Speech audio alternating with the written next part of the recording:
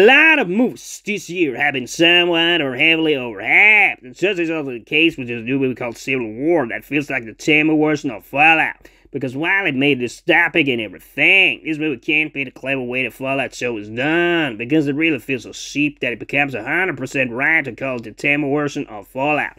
First and foremost, the movie takes on a different route than other movies, and some might think it is created to show the life of a war journalist.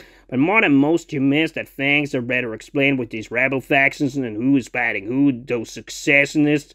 Who do they really represent and what are their goals? But of course, that is not something that is offered space in this movie. The movie is naturally about showing it from the viewpoint of the journalist, and it is all about being a journalist in a war zone. But you never really feel the journalists are in any real danger before the last 20 minutes or so, when they are in DC right around the tail end of this movie.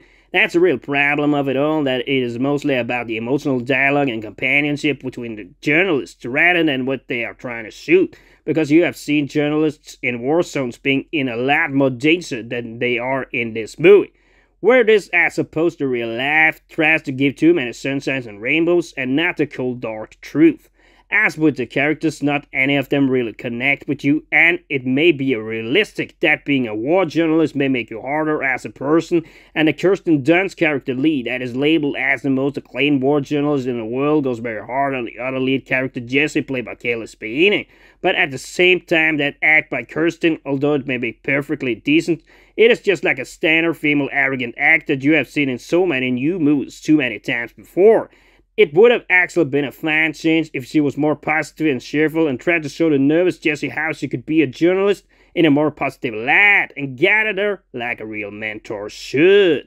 Like I said, the problem with this movie is that you never really feel you are present in a war zone. You never really feel this dystopian mood. And it is hard to get immersed into this movie, where in Fallout, for example, it is so much easier to get invested right away. There's so much more violence, and the dystopian mood just rushes through you as you watch it.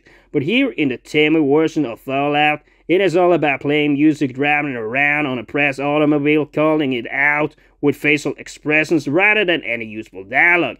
You got some heated dialogue some small times during this movie, but it is not enough to be entertaining. And if you really compared the most important characters in this movie to the ones in the Fallout show, Lucy, the Ghoul, and Maximus, they are just written so much better, and they act so much better too. While in this movie, just like so many other new movies released today, it just feels unnatural, it feels flat, hollow, and serious and uninspired every time they act. That goes especially for Wagner Moura or the Stephen McKinley character that make this movie feel like this story could have been written by a 12-year-old kid.